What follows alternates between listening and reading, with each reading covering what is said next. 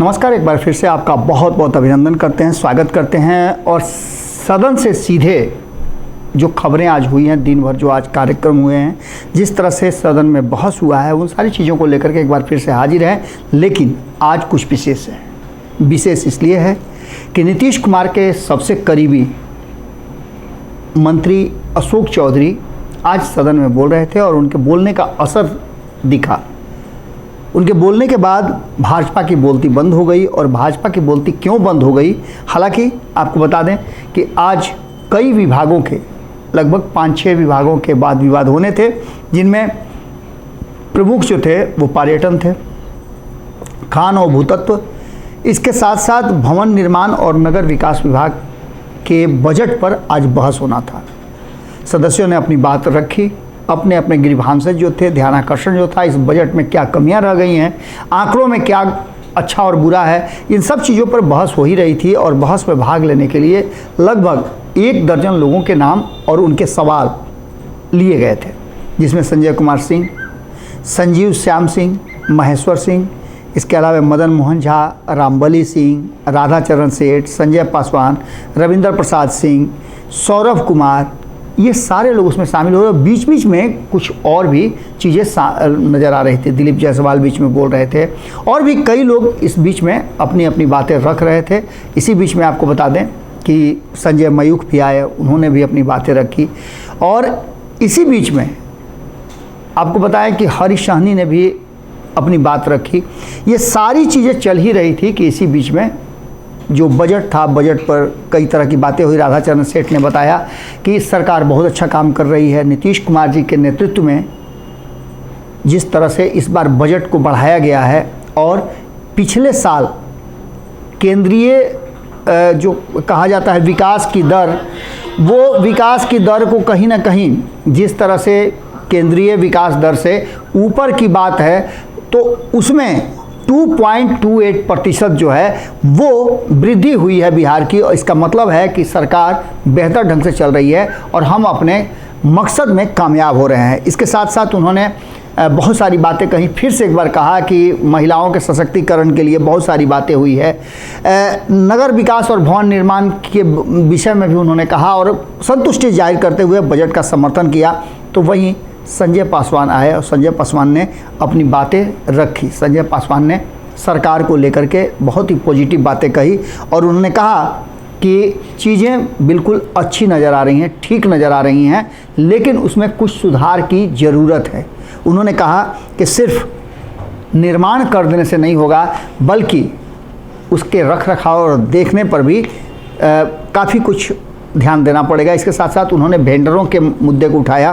कहा कि 1,70,000 वेंडरों को लाइसेंस दिया गया है, लेकिन इसके बावजूद उनके लिए 34 वेंडर जोन भी बनाए गए हैं। लेकिन इन सब के बावजूद अब तक उससे जुड़ी हुई जो उनके विकास की बातें हैं, वो किस तरह से संतुष्ट रहें, ये बातें हैं, ये सब चीज़ें अब तक नहीं हुई है। उनका शिकायत निवारण के लिए जो समिति बनानी थी वो नहीं बनी है।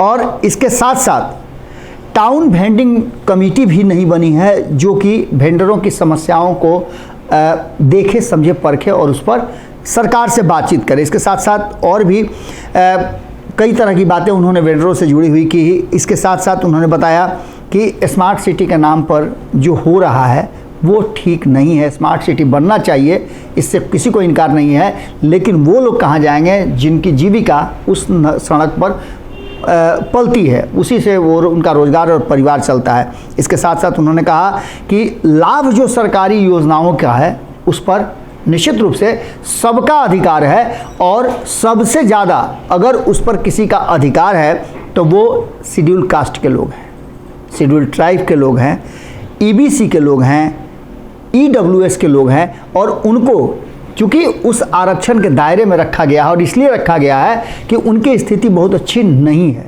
इसीलिए उन्हें आरक्षण का लाभ दिया गया है। उन पर भी विचार होना चाहिए। इसके साथ साथ उन्होंने ये भी बातें कही कि बिना दुर्भावना के इन वर्गों के कल्याण के लिए सरकार को काम करना चाहिए और मेरा मानना है कि सरकार इस पर ध्यान देगी। इसके साथ साथ और भी कई बातें हुई। ये भी बताया गया कि 2015 में स्वनियोजित वेंडर जोन का वेंडर का कानून बनाया गया था। इसके साथ साथ सौरभ कुमार ने भी अपनी बातें रखी और इसके बाद रविंद्र प्रसाद सिंह भी आए, उन्होंने भी इस बजट का समर्थन किया। और जो परिवहन विभाग के बजट थे उस पर मंत्री शीला कुमारी अपनी बात रखते हुए उन्होंने कहा, और यहाँ तक कि प्रदूषण की भी बातें हुई और इसके साथ साथ और भी बहुत सारी चीज़ें सामने आई। प्रदूषण के साथ साथ उन्होंने बताया कि जो 15 साल पुरानी गाड़ियाँ हैं उसे भी स्क्रैप करने की हम योजना बनाए हुए हैं। उन्होंने कहा कि हमने CNG गाड़ियाँ चलाई हैं, इलेक्ट्रॉनिक चलाने की तैयारी है। ये सारी चर्चाएँ चल रही थी। इसमें भी विपक्ष जो है भारतीय जनता पार्टी वो बीच बीच में टोका टोकी करता रहा। निवेदिता सिंह उठी और उन्होंने बहुत सारी बातें कही, लेकिन इन सब के बीच शीला कुमारी ने अपने बजट को पढ़ा हुआ मान करके सभापति के पटल पर रख दिया। इसके बाद नंबर आया खान और भूतत्व विभाग का। भूतत्व मंत्री डॉक्टर रामानंद यादव ने अपनी बात रखते हुए बहुत ही कम शब्दों में अपनी बात रखी, क्योंकि सबसे बड़ा बहस जो होना था वो होना था भवन निर्माण और नगर विकास विभाग का। इसको लेकर के अशोक चौधरी को बोलना था, उन्होंने अपनी बात रखी और रामानंद यादव ने अपनी बातें सीमित ये में रख कर कई तरह की बातें उनके कहने पर भी आई। ये भी कहा गया कि कितनी हत्याएं हुई, क्या हुई। सभापति ने इस पर आपत्ति भी जताई कि यहाँ बजट पर बहस हो रहा है, इन सब चीज़ों की अलग से बात हो सकती है।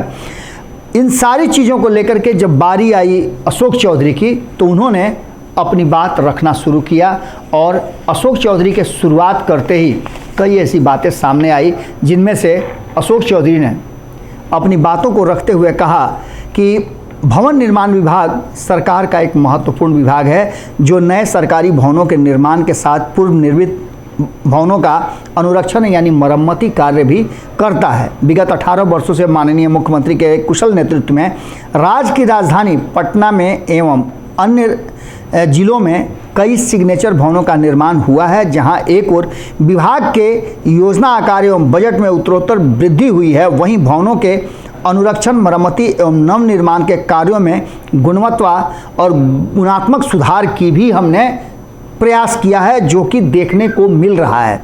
इसके साथ साथ उन्होंने बताया कि अपने गौरवशाली इतिहास को दोहराने में भी और उस इतिहास को आगे बढ़ाने में, उस इतिहास को संरक्षित रखने में भी इस विभाग ने बहुत बड़ी भूमिका निभाई है। उन्होंने कहा कि इतिहास के पन्नों में झांकें तो हम पाएंगे कि बिहार में भवन निर्माण की शानदार एवं गौरवशाली परंपरा रही है। यह परंपरा चिरांद के पुरातत्व शेषों से लेकर कुम्हरार के मौर्यकालीन वास्तुकला के अवशेषों से होते हुए मध्यकालीन शेरशाह और सरफुद्दीन याहिया मनेरी का मकबरा और फिर उपनिवेशकालीन यूरोपीय वास्तुकला के शानदार भवनों से वर्तमान सरकार के शानदार कलाकृतियों से युक्त भवनों का भी निर्माण हुआ है और भवनों तक हो करके आती है हमारी सोच। उन्होंने कहा कि अपने गौरवशाली वास्तुकला और भवन निर्माण की परंपरा से जो सीख है उसके आधुनिक तत्वों को जोड़कर भवन का रूप दे रहे हैं और हमारा भवन निर्माण विभाग इस शानदार परंपरा को आगे बढ़ाने में पूरी तरह से ऊर्जा और मनोयोग से लगा हुआ है। इस पर यह भी हुआ कि जो डुप्लेक्स दिया गया है MLC को उस पर भी चर्चाएं हुई। डुप्लेक्स को लेकर के उन्होंने कहा कि इसमें बहुत सारे लोग बैठे हुए हैं, हमारे विपक्ष में भी हैं, जिन्होंने उस भवन में प्रवेश करने के बाद भवन की काफ़ी तारीफ़ की थी। उसी पर हरी माझी उठते हैं और कहते हैं कि जो सीवरेज व्यवस्था है वो ठीक नहीं है, यहाँ तक कि बेसिन नहीं है। इस पर भी चर्चाएं हुई और उनकी बात को नोटिस किया गया। अगर ऐसा कुछ है तो इस पर ध्यान दिया जाएगा, ये भी बातें कही गई। इसके साथ साथ अशोक चौधरी ने जो सरकार ने पिछले दिनों और इस बजट के अनुरूप जो काम किए हैं उसको भी सदन के सामने रखा। उन्होंने कहा कि जिस तरह से आज़ादी के बाद पहली बार विगत 18 वर्षों में बिहार के महत्वाकांक्षी एवं सिग्नेचर भवनों का निर्माण कर राज्य ने राष्ट्रीय एवं अंतर्राष्ट्रीय स्तर पर ख्याति प्राप्त की है, उनमें सम्राट अशोक कॉन्वेंशन केंद्र परिषद पटना के अंतर्गत बापू सभागार, ज्ञान भवन एवं सभ्यता द्वार का निर्माण कार्य किया गया है।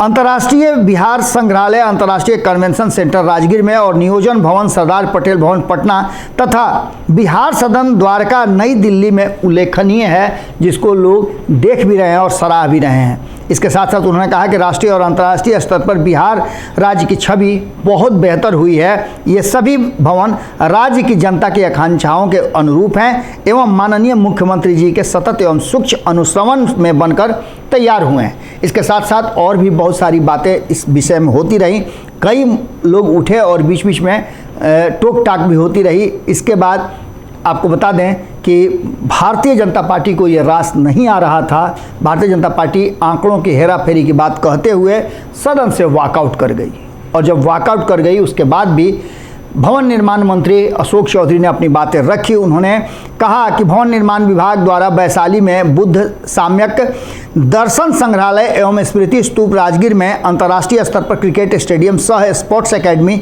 पटना में doctor APJ Abdul Kalam science city, बापू टावर, गर्दनीबाग आवासीय परिसर, पटना संग्रहालय का उन्नयन एवं विस्तारीकरण के साथ विभिन्न जिलों में अभियंत्रण महाविद्यालय, पॉलिटेक्निक, ITI, बाढ़ आश्रय स्थल, प्रखंड कार्यालय सह आवासीय भवन आदि भवनों का निर्माण कार्य तीव्र गति से कराया जा रहा है। जहां जरूरत है उसे विभागीय लोक उपक्रम बिहार राज्य भवन निर्माण निगम द्वारा अनुसूचित जाति और अनुसूचित जनजाति कल्याण विभाग की योजनाओं के तहत 28 जगहों पर 720 क्षमता वाले आवासीय विद्यालय का निर्माण किया गया है। वहीं पिछड़ा एवं अति पिछड़ा वर्ग के कल्याण हेतु विभाग की योजनाओं के तहत 14 जगहों पर 520 क्षमता वाले आवासीय विद्यालय का निर्माण कराया गया है।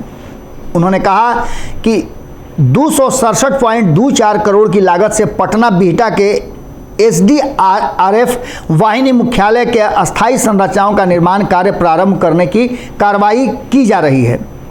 170 करोड़ की लागत से राज्य के 17 जिलों में डिस्ट्रिक्ट इमरजेंसी रिस्पांस फैसिलिटी कम ट्रेनिंग सेंटर का निर्माण कार्य प्रगति में है। उन्होंने कहा कि वर्तमान वित्तीय वर्ष में के दौरान बोधगया में महाबोधि संस्कृति केंद्र, पटना के मालसलामी में OP शाह सामुदायिक भवन, दरभंगा में तारामंडल सह ज्ञान एवं विज्ञान संग्रहालय, मुंगेर में वानिकी महाविद्यालय तथा फुलवारी शरीफ में पटना के परिवहन परिसर का निर्माण कराया जा रहा है। इसके साथ साथ कर भवन, वित्त भवन, शास्त्री नगर के वरीय पदाधिकारियों के आवासन हेतु बहुमंजिली भवन एवं योग केंद्र तथा गर्दनीबाग में 20 डुप्लेक्स आवासीय परिसर का निर्माण कराया जा रहा है। इन सारी बातों को रखते हुए अशोक चौधरी भवन निर्माण मंत्री ने अपनी बातों को रखा और उन्होंने कहा कि पटना के अंजुमन इस्लामिया हॉल के नए भवन का निर्माण एवं राज्य में 2 जिलों में बृहद आश्रय गृहों का निर्माण कराया गया है। समाधान यात्रा के दौरान माननीय मुख्यमंत्री द्वारा इन भवनों का उद्घाटन भी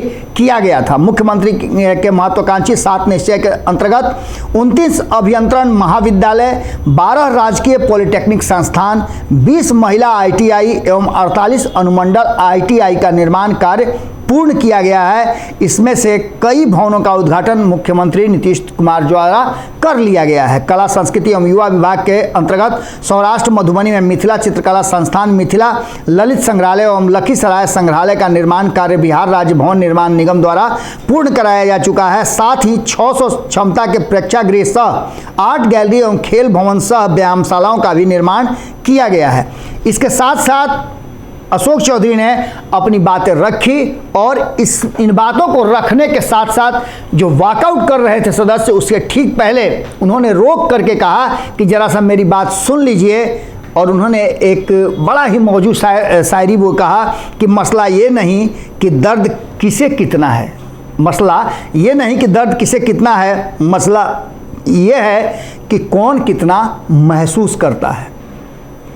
तो पूरे सदन में जो दिन भर की कार्रवाई चली उसमें और भी कई तरह की बातें हुई, लेकिन सबसे महत्वपूर्ण रहा कि भवन निर्माण मंत्री अशोक चौधरी ने पूरे सदन में अपना छाप छोड़ा और अपने विभाग के जो आने वाले कार्य हैं उसको, और जो अब तक उन्होंने किया है उस विभाग ने किया है, उन सारी योजनाओं को रखा, जो कि काफ़ी संतोषप्रद था और इसको लेकर के सदस्य भी काफ़ी संतुष्ट नजर आए। वॉकआउट करना एक अलग बात है, लेकिन जिस तरह से अशोक चौधरी ने अपने विरोधी सदस्यों के सामने भी अपनी बात को मनवाया वो काफ़ी दिलचस्प था। इसका सीधा मतलब है कि कहीं ना कहीं बिहार में एक परंपरा की शुरुआत जरूर हुई है और उच्च सदन होने के कारण भी ऐसा हो सकता है, क्योंकि कल ही ये बात कही गई कि यहाँ प्रबुद्ध लोग हैं, इस सदन में बहुत सारी बातें सुनने और समझने वाले लोग हैं।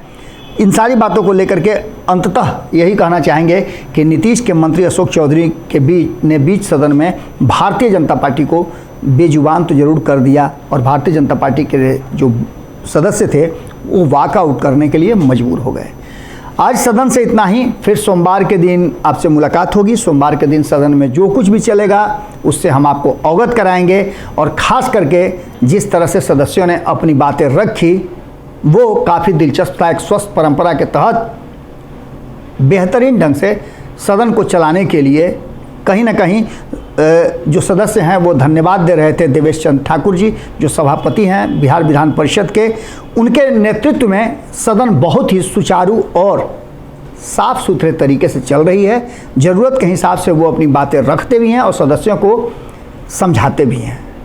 आज इतना ही, फिर सोमवार के दिन सदन से हम लेकर के आएंगे आपके लिए और भी कई ऐसी बातें।